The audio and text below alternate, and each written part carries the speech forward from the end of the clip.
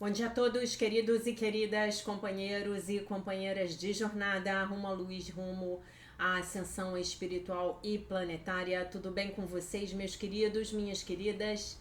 Então, hoje é dia 20 de setembro de 2025 e hoje é sábado, e nós vamos juntos dar continuidade à nossa jornada 2025, uma nova escolha através dos ensinamentos de Um Curso em Milagres. Continuamos no texto o que é o corpo. O corpo é uma cerca que o Filho de Deus imagina ter construído para separar partes do seu ser de outras partes. É dentro dessa cerca que ele pensa viver, para morrer quando ela decair e desmoronar. Pois no interior dessa cerca ele pensa estar a salvo do amor. Identificando-se com a própria segurança, ele considera ser aquilo que é a sua segurança. De que outro modo poderia ele ter certeza de permanecer dentro do corpo, mantendo o amor do lado de fora?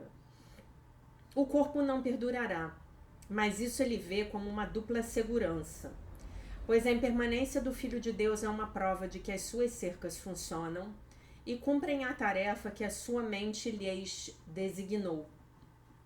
Pois se a sua unicidade ainda permanecesse intocada, quem poderia atacar e quem poderia ser atacado? Quem poderia ser vitorioso? Quem poderia ser sua presa? Quem poderia ser vítima? Quem o assassino?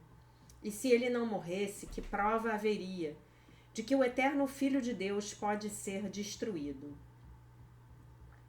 O corpo é um sonho. Como outros sonhos, ele às vezes parece retratar a felicidade, mas pode retroceder subitamente para o medo, de onde nascem todos os sonhos. Pois só o amor cria em verdade, e a verdade nunca tem medo. Feito para ter medo, o corpo tem que servir ao propósito que lhe é dado. Mas podemos mudar o propósito ao qual o corpo obedecerá, mudando o nosso pensamento quanto ao que ele serve. O corpo é o meio pelo qual o Filho de Deus retorna à sanidade.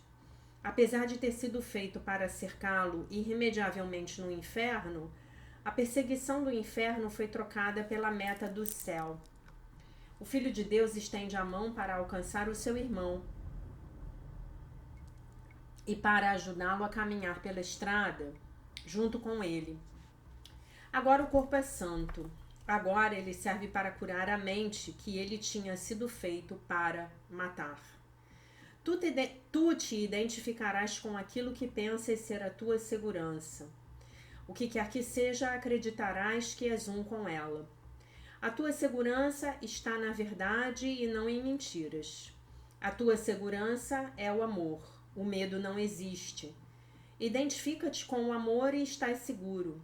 Identifica-te com o amor e estás em casa. Identifica-te com o amor e achas o teu ser. A lição do dia é a 263. A minha santa visão vê todas as coisas puras. Pai, a tua mente criou tudo o que é. O teu espírito penetrou em tudo. O teu amor lhe deu vida. E quereria eu olhar para o que tu criaste como se fosse possível torná-lo pecaminoso? Não quero perceber imagens tão escuras e amedrontadoras. O sonho de um louco dificilmente seria a minha escolha, em lugar de toda a beleza com que abençoaste a criação. Toda a sua pureza, sua alegria e sua eterna e serena morada em ti. E enquanto ainda permanecemos fora da porta do céu, contemplemos tudo o que vemos através da santa visão e dos olhos de Cristo. Que todas as aparências nos pareçam puras, para que possamos passar por elas em inocência e caminharmos juntos para a casa de nosso Pai, como irmãos e como os filhos santos de Deus. A minha visão vê todas as coisas puras. A minha visão vê todas as coisas puras. Lição 263. Texto do dia 20 de setembro do livro A Linguagem da Liberdade, de Melody Beattie. Espontaneidade. Ao nos recuperarmos, estamos aprendendo a deixar-nos ir. Estamos aprendendo a ser espontâneos. A espontaneidade pode assustar alguns de nós. Podemos ter medo da perda do controle da perda de controle que a espontaneidade envolve. Podemos ainda estar operando sob as regras da codependência, que proíbem a espontaneidade. Seja bom, seja certinho, seja perfeito, seja forte, não se divirta e esteja sempre no controle. Podemos associar a espontaneidade com agir de forma viciosa, compulsiva, derrotista ou irresponsável. Não é isso que estamos trabalhando, não é nisso que estamos trabalhando em nossa recuperação. A espontaneidade positiva envolve expressarmos livremente quem somos, de uma maneira alegre, saudável, sem nos ferirmos e sem infringirmos os direitos dos outros. Aprendemos a ser espontâneos e livres quando crescemos conscientes e com autoestima. A espontaneidade emerge quando aumentam nossa segurança em nós mesmos. Quando aumenta, tem um erro aqui. Quando aumenta a nossa segurança em nós mesmos e nós nos tornamos mais seguros de nossa capacidade de nos mantermos em limites saudáveis. Ser espontâneo está ligado à nossa capacidade de nos divertirmos e de conseguirmos a intimidade. Por todos esses atos desejáveis, precisamos ser capazes de libertar nossa necessidade de controlar a nós mesmos e aos outros e entrar no presente momento total e livremente. Solte as rédeas curtas de si mesmo. E daí se você cometer um erro? E daí se você estiver errado? Saboreie suas imperfeições. Deixe-se ser um pouco necessitado, um pouco vulnerável. Corra o risco.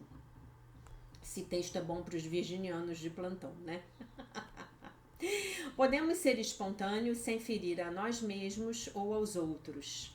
Na verdade, todo mundo se beneficiará com a nossa espontaneidade. Hoje jogarei fora o livro de regras e me divertirei, sendo quem eu sou. Terei mais diversão com a dádiva da vida, de mim mesmo e dos outros. Muito bem. Espontaneidade. O quanto você se permite ser espontâneo. Estamos no nosso módulo de relacionamentos.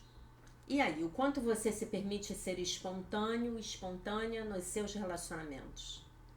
Ou o quanto você finge ser o que você não é? O quanto você se segura? Talvez até porque a outra pessoa esteja dizendo para você que você tem que se segurar, né? E aí, como é que é isso?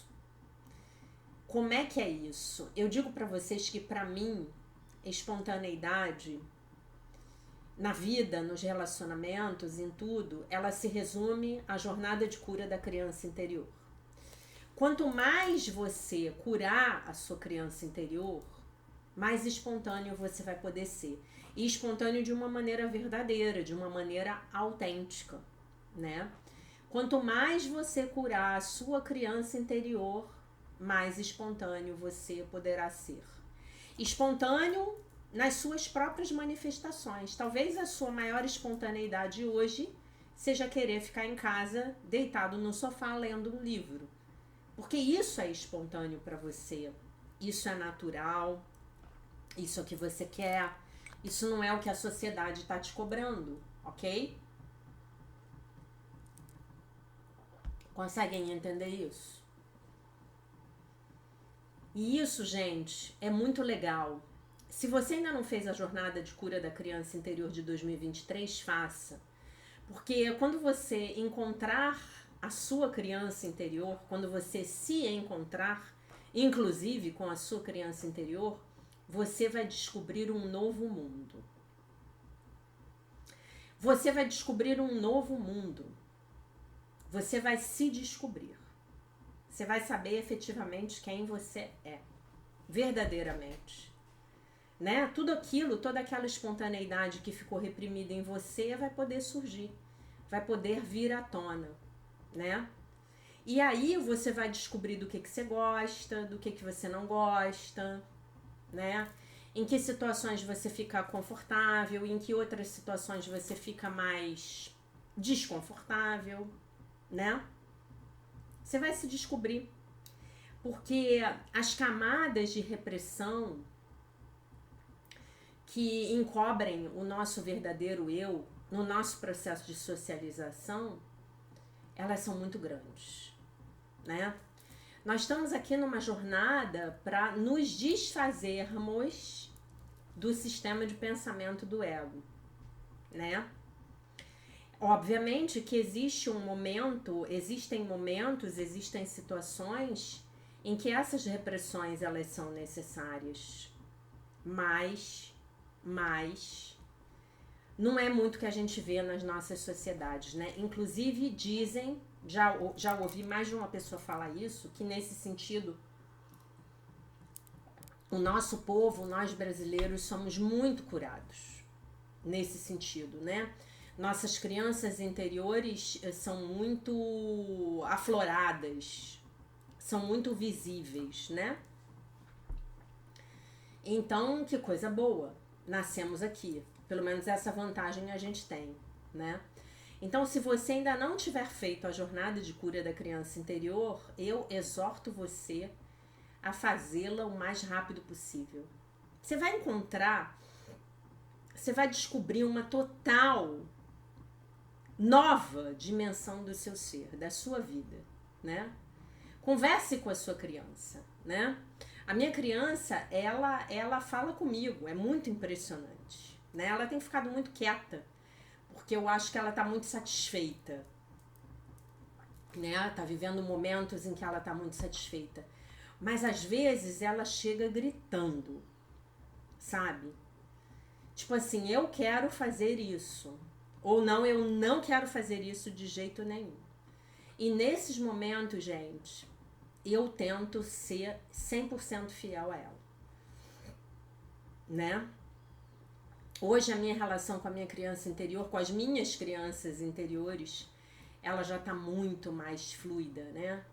E assim, esse contato, essa conexão, né, é muito mais instantâneo, é muito mais fácil. Existe um canal de comunicação que você já deve ter estabelecido com a sua criança interior, né? E isso é tão legal. Isso é tão legal, sabe? Leve a sua criança interior quando você for fazer compras de roupas.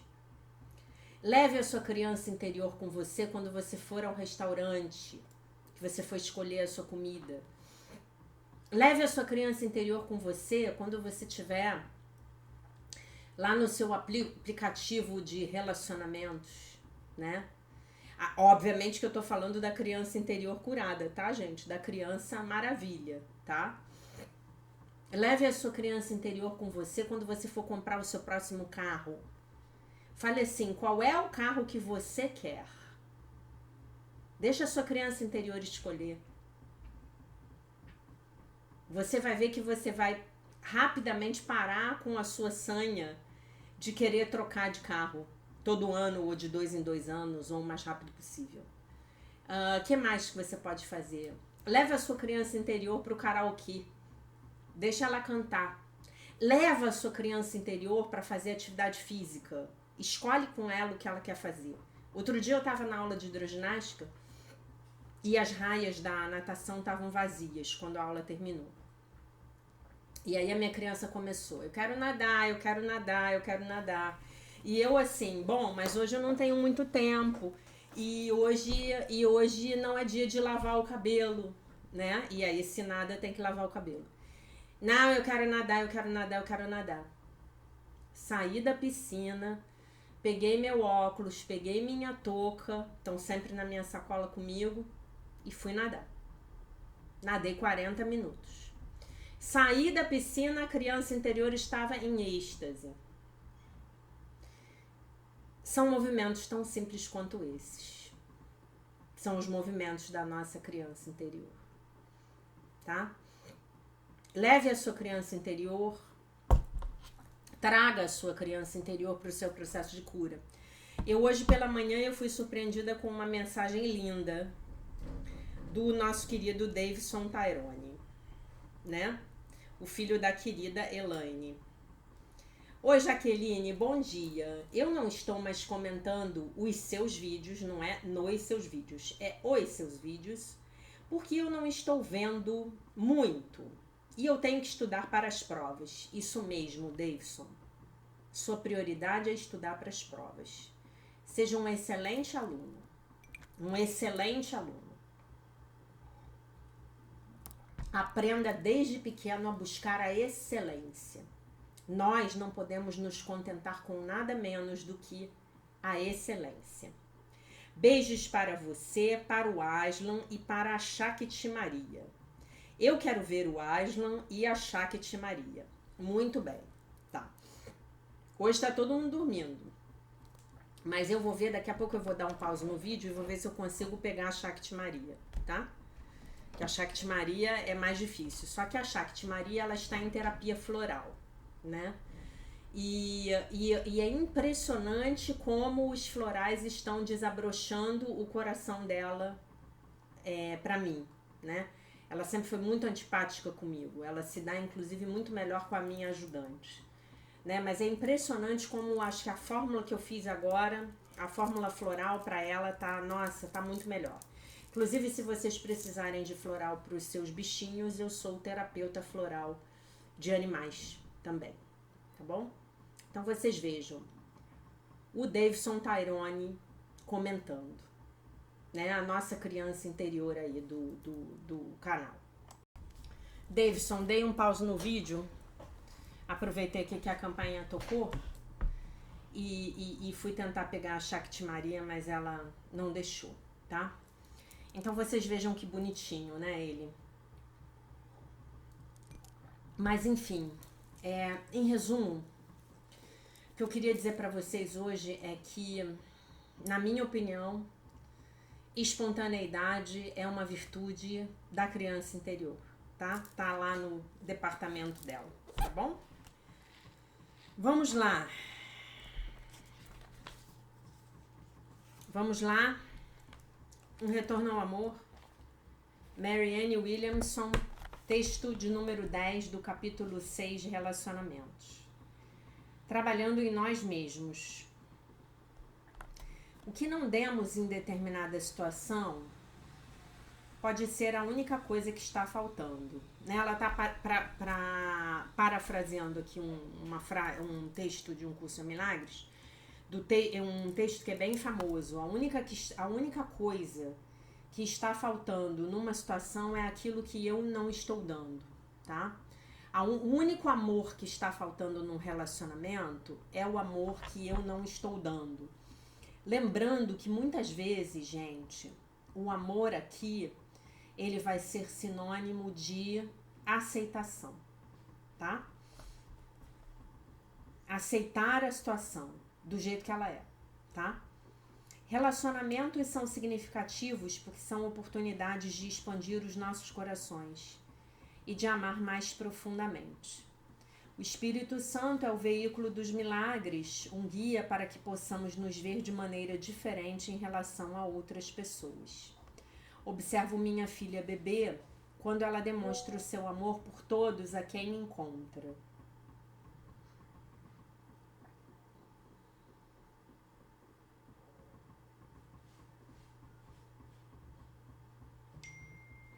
Ela ainda não aprendeu que nem todos são confiáveis. Nada se coloca entre seu impulso natural de amar e sua expressão desse amor. Ela sorri com a ternura de seus sentimentos verdadeiros.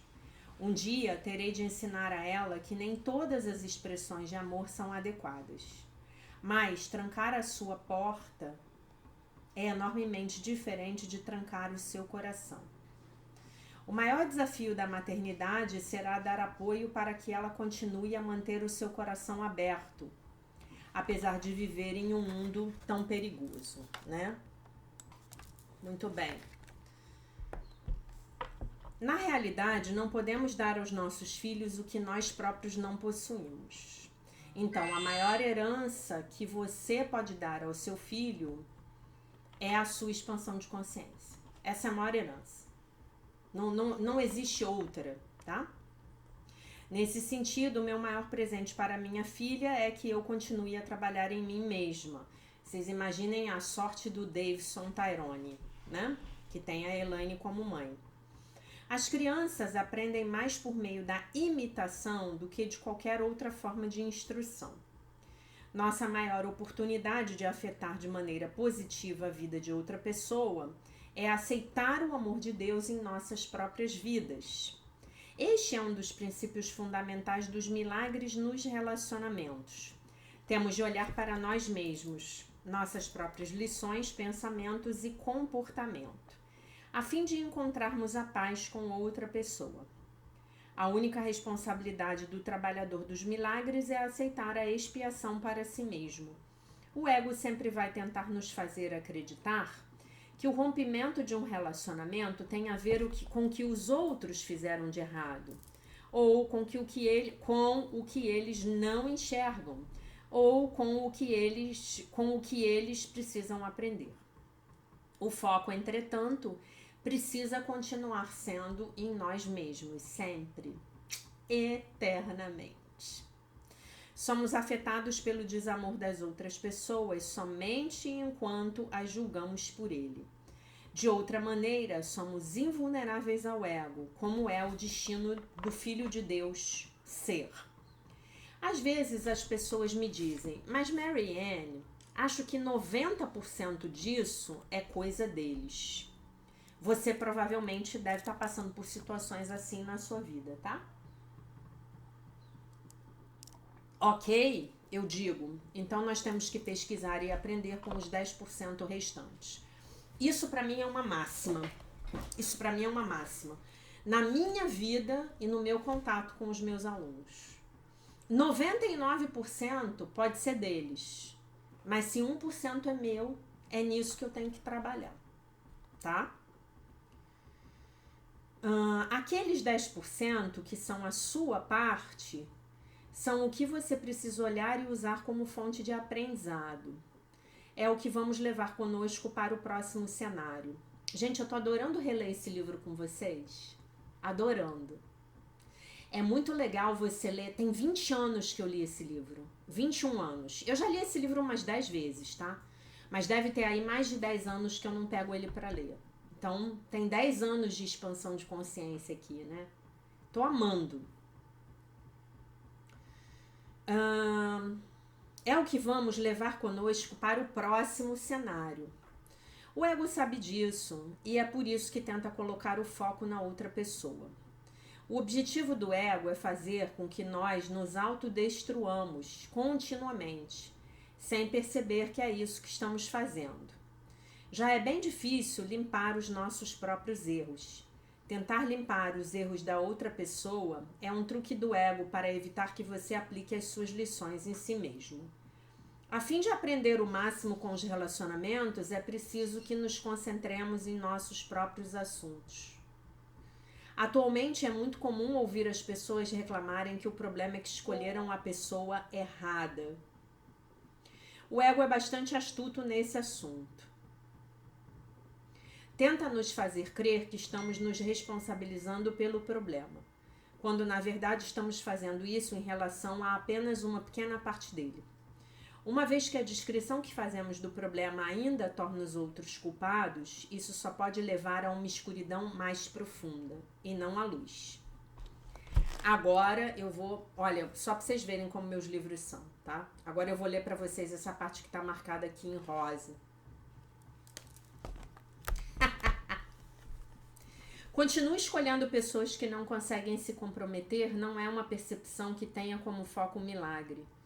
Uma pergunta mais esclarecedora seria: quão interessada em compromissos estou eu, na verdade? Como estou preparada no mais profundo de minha alma para dar e receber amor de uma maneira íntima e comprometida? Ou, como posso perdoar aqueles que não conseguiram ultrapassar uma certa muralha de medo quando se relacionavam comigo? Como posso perdoar a mim mesma pelo modo como contribuí para o medo dos outros ou como tomei parte nele? Às vezes parece que estamos algemados, sentimos-nos obsessivos ou compulsivos em relação a outra pessoa. Quando isso acontece, é bem provável que em algum nível não a estejamos deixando livre. Apesar da tentação de olhar para fora de nós próprios em busca da fonte do problema e da resposta a ele, precisamos nos agarrar ao pensamento voltado ao milagre, olhando para dentro de nós mesmos. O preço que se paga por não nos responsabilizarmos por nossa própria dor se traduz no fracasso em perceber que é possível mudar as nossas condições, sem mudarmos os nossos pensamentos. Independentemente de quem tenha começado uma interação dolorosa, ou quanto do erro ainda emane do modo como a outra pessoa pensa, o Espírito Santo nos oferece um escape completo da dor através do nosso próprio perdão. A outra pessoa não precisa se unir conscientemente a você na mudança. Quem estiver mais saudável no momento, diz um curso em milagres, deve invocar o Espírito Santo para participar da situação. Deve invocar o Espírito Santo para participar do relacionamento.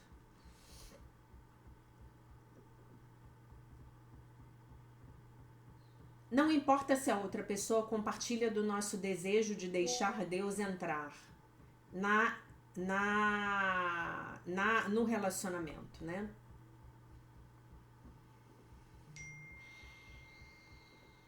Tudo o que precisamos na vida já existe dentro de nossas cabeças. Não é dentro da nossa cabeça, é dentro da nossa mente, tá? Durante um tempo eu me senti atraída por um homossexual. Pode ter sido irracional, mas eu não conseguia parar de pensar nele. Pedi por um milagre. E os seguintes pensamentos me ocorreram. Você sabe, Marianne, que você está obcecada e não se sente livre em relação a isso, porque você não está deixando este homem livre. Aceite-o como ele é. Ele é gay. Livre-o para ser o que ele quiser ser, fazer o que quiser, com quem ele quiser. O que falta aqui é o que você não está dando. É o que você está fazendo a ele. É o que você está fazendo a ele que a está machucando. Está machucando você. Então é o meu julgamento que está me machucando. É a minha falta de aceitação de quem o outro é. Ou de como a relação se apresenta. De como a situação se apresenta. Emocionalmente, o seu ego está tentando controlar este homem, e é por isso que você se sente controlada por suas emoções. Eu entendi. Dentro de minha mente, tirei as amarras dele, e então me senti livre. Muito bom. Então, olha só. Então, vejam bem.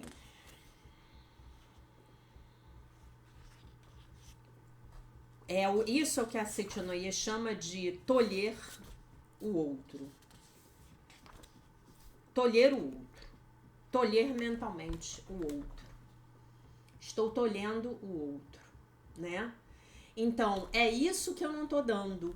O que não demos em determinada situação pode ser a única coisa que está faltando. Eu não tô dando a aceitação. Eu não tô dando a liberdade para o outro ser quem ele é. Vamos pegar aquele seu amigo, colega, que tem uma visão política que você acha absolutamente cretina, né? Hoje eu estava conversando com uma amiga sobre isso na academia, né? Nós duas temos o mesmo posicionamento político e nós temos uma terceira amiga em comum que nós amamos muito. Inclusive essa é minha amiga de décadas e a outra é uma amiga nova, né?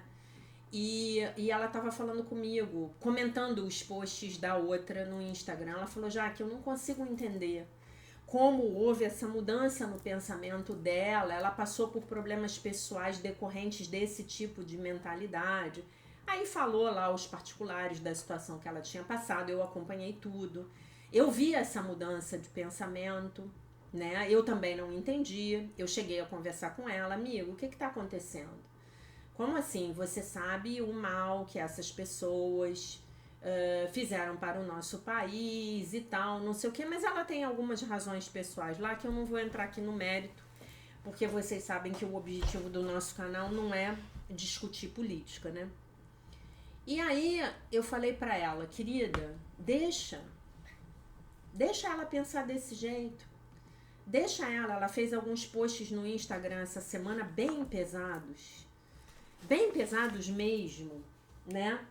Falei, deixa isso pra lá, deixa ela, com o posicionamento dela, nós não vamos deixar de amá-la, nós não vamos deixar de ser amigas dela, né? E ela essa moça tem um namorado que é maravilhoso, e eles vieram pra minha celebração de aniversário há 2 semanas, e o homem falou umas coisas tão engraçadas, o homem é muito engraçado, né? E, enfim, e a outra amiga acabou que não veio, né? Mas enfim, por que eu tô falando isso? Porque nós temos que deixar o outro ter a experiência dele, né? Às vezes, gente, nós seres humanos, somos muito teimosos. Por quê? Porque o ego, ele quer ter razão. Ele não quer ser feliz, ele quer ter razão. Você pode imaginar uma coisa mais desagradável na sua vida do que você ter que ligar para alguém e pedir desculpas e falar, eu sinto muito porque eu estava errada? Você tinha toda a razão? É difícil, né? A gente não quer, né? Imagina. Eu sou aquela bicicletinha, né, do desenho animado lá. Quem é aí mais jurássico vai lembrar da bicicletinha, dos motocas. Eu te disse, eu não te disse, eu te disse, mas eu te disse. Eu sou aquela bicicletinha, gente. Aquele velocípede. Né? Então é muito difícil chegar e falar, cara, você tinha toda a razão, você estava totalmente certo, né? Mas eu faço, gente, eu me benzo, assim, e eu vou lá e faço, eu falo, cara, né, já fiz isso, já contei isso pra vocês aqui, que eu tive que fazer. Depois do meu despertar, eu tive que fazer, depois que eu tomei a pílula vermelha. Eu tive que ligar pro meu pai, ligar pra minha mentora profissional e falar, cara, vocês estiveram certos todos esses anos, né? E tipo assim, com a minha mentora profissional, uma super relação de cavalheirismo. Com meu pai, cara, eu enchi o saco do meu pai. Isso tá errado, isso que tá falando tá errado. Tá errado, tá doido, né? E aí eu peguei no telefone e falei, oi pai, oi filha, manda, o que é? Pai, eu estava errada, você estava certo o tempo todo. Ele não deu a menor bola. Sabe o que é não dar a menor bola? Eu acho que ali o meu pai, ele tava num dia muito bom. Ele exercitou plenamente a visão paterna, né? Porque a gente que é filho, a gente acha que sabe mais que o pai, que a mãe, que vai ensinar, que vai revolucionar, que não sei o quê. De repente você fala, cara, esse cara nasceu mais de 30 anos antes de mim. Esse cara sabia mais da vida quando eu cheguei, né? Não é mesmo? E ele, tá bom, agora você entendeu? Eu entendi. Mas e aí? Como é que a gente fica? Como é que a gente fica tendo que deixar o outro ser quem ele é? Como é que a gente fica tendo que aceitar que o outro tem um pensamento diferente da gente? Como é que a gente fica sabendo que a gente se apaixonou por um homossexual, como foi o caso aqui do exemplo dela, né? E aí eu tava lendo um texto hilário, até mandei para uma aluna minha, eu vou ler para vocês aqui, mas eu ri muito, gente. Quando eu comecei a fazer a seleção dos livros para essa parte da jornada, eu dei de cara com um livro aqui de um autor chamado Robert Rosenthal, tá? Muito bom, acho que a gente vai ter oportunidade de lê-lo. Mas ele começa o livro contando um pouco da história de Um Curso em Milagres. E aí ele sai com o seguinte parágrafo. Para complicar ainda mais as coisas, Helen Schucman estava completamente apaixonada por William Thetford. Não sabia disso. Eu sabia que ele era gay, o Bill, né? Além disso, ela era casada. Ela era judia, ela era casada há 1 milhão de anos. Bill não correspondia aos seus sentimentos. Bill era 14 anos mais novo do que ela e um solteirão convicto, um solteirão de longa data. Ou, indo mais direto ao ponto, ele era um homossexual não assumido, vivendo na cultura homofóbica dos anos 60. O Manual Diagnóstico e Estatístico Oficial sobre os Transtornos Mentais ainda classificava a homossexualidade como uma patologia mental, né? O DSM. Não é de se admirar que Bill William tenha escolhido manter oculto aquele aspecto de sua vida. E tudo isso levou a um relacionamento muito tumultuado entre ambos, né? Então, gente, se a Helen Schucman, ela lidava com esse tipo de problema, quem somos nós para não lidarmos com os nossos, né? E olha, eu vou dizer uma coisa para vocês que eu aprendi com o Bob Mandel, do Renascimento, que me ajudou muito. Às vezes, gente, nós temos as nossas paixonites, né? Todos temos. E estamos vivos, estamos sujeitos às nossas paixonites. E o Bob Mandel, ele tem uma frase que eu adoro, ele diz assim: o amor nem sempre tem que significar algo significativo. Então, se você está amando alguém, ame.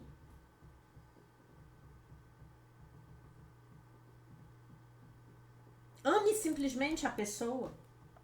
Ame. E aí você pode simplesmente amar a pessoa. E aí não importa se você tá amando o gay, se você tá amando alguém 15 anos mais jovem, se você tá amando alguém 30 anos mais velho, não importa. Você tá amando, né? Entregue os seus pensamentos, os seus sentimentos de amor por essa pessoa. Porque o amor é real. O que é do ego é a obsessão. O que é do ego é eu me apaixonar por um homem que não pode corresponder ao meu amor. Seja porque ele é 15 anos mais novo do que eu e acha que eu sou muito velha, seja porque ele é gay, seja porque ele é casado e tem outra mulher e já ama essa mulher. Não importa. Então o amor é real. A obsessão é que é do ego, né? E isso é muito legal, gente. Isso é muito libertador. Esse livro aqui, ele foi um dos livros mais libertadores que eu li na minha vida inteira.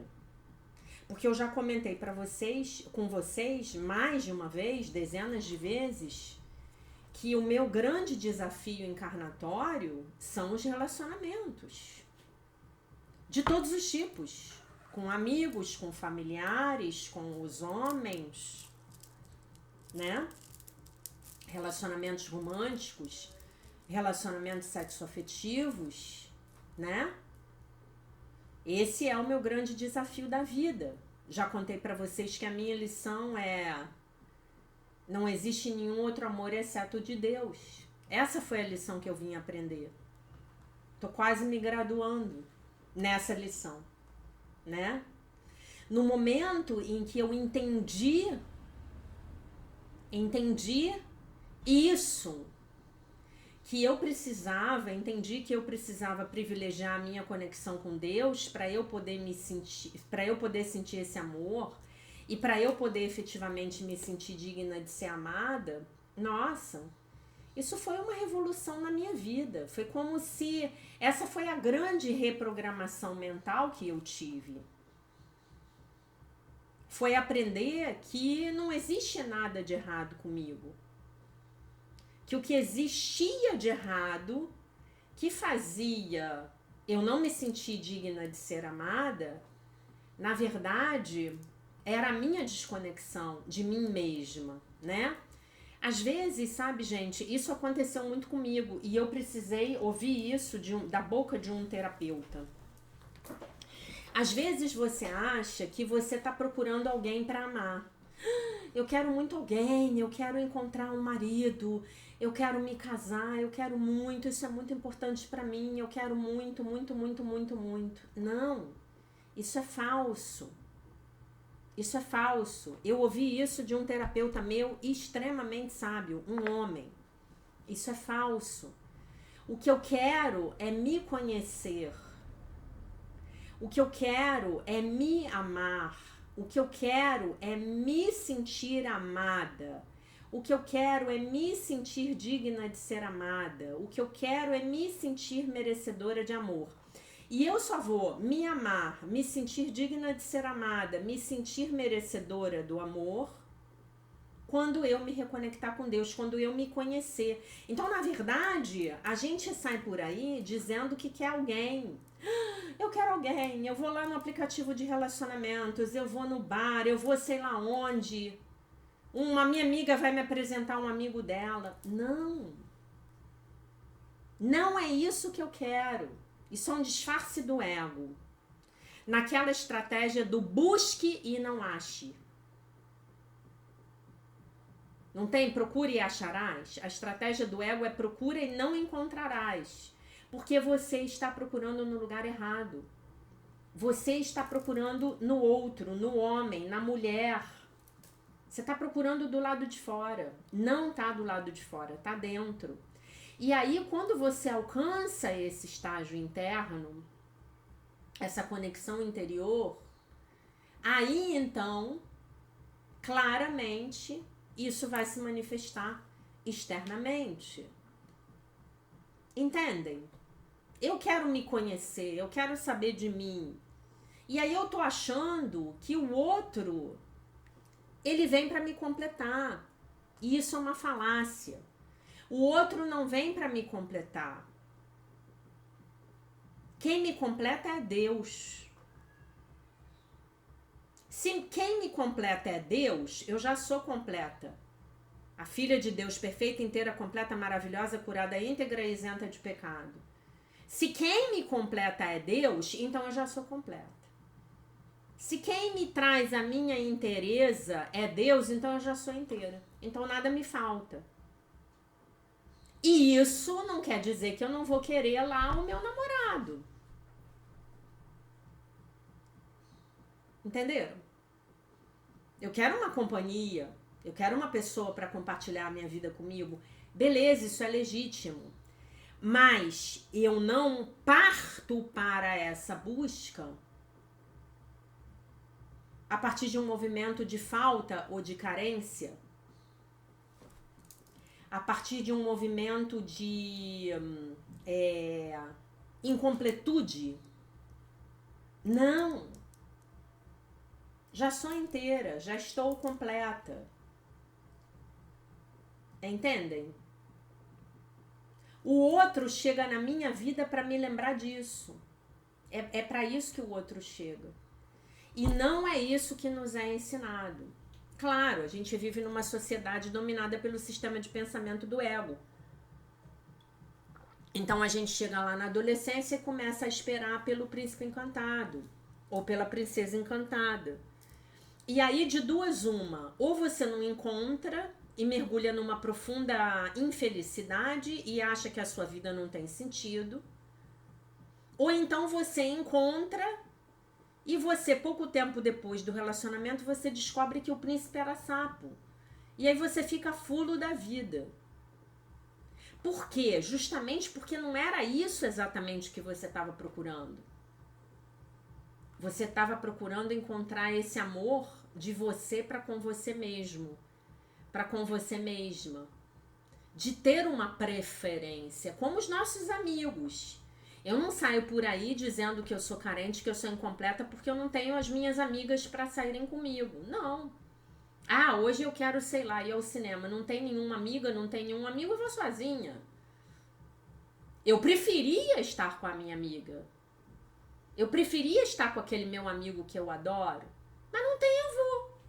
É a partir dessa consciência, né? Que a gente vai em busca dos relacionamentos. E isso, gente, vira o jogo.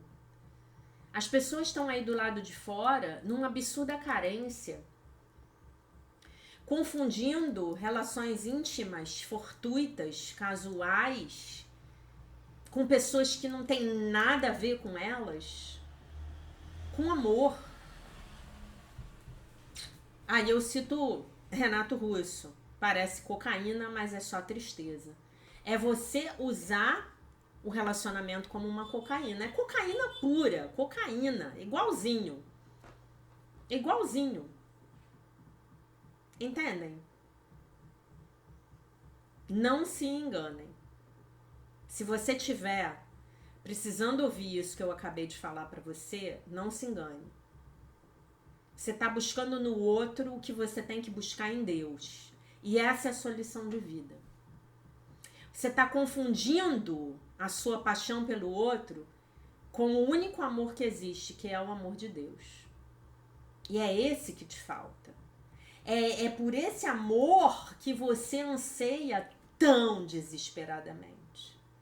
É por esse amor, é por essa conexão, é por essa ligação que você tá aí sedento, como um peregrino no deserto. Pode acreditar em mim. E como é que eu faço para encontrar isso, Jaque? Vou falar pela 1000ª vez. Meditação e oração. Meditação e oração. Meditação e oração. Oração e meditação. Meditação e oração. Você vai ficar surpreso em como o seu estado mental, o seu estado de espírito vai mudar quando você for ao encontro do seu próximo parceiro ou parceira. Para um relacionamento, buscando um relacionamento sexoafetivo.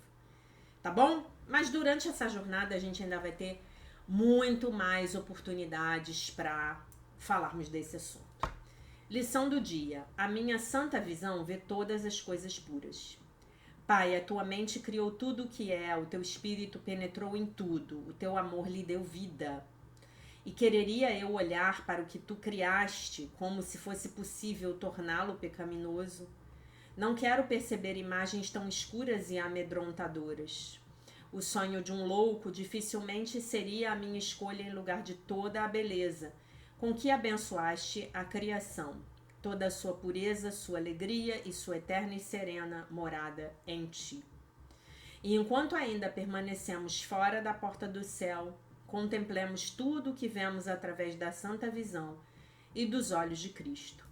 Que todas as aparências nos pareçam puras, para que possamos passar por elas, em inocência, e caminharmos juntos para a casa de nosso Pai, como irmãos e como os filhos santos de Deus. A minha santa visão vê todas as coisas puras, né? Eu me concentro em ver o Cristo. Eu me concentro em ver a essência e não a forma. Eu convoco a essência das pessoas através do meu exemplo, através das minhas atitudes, né? E aí a essência das pessoas, ela se manifesta, tá bom? Então, meus amores, minhas amoras, essa era a mensagem do dia. Eu deixo vocês com a paz de nosso Senhor Jesus Cristo, com um beijo imenso, e se Deus quiser, nós nos vemos novamente amanhã.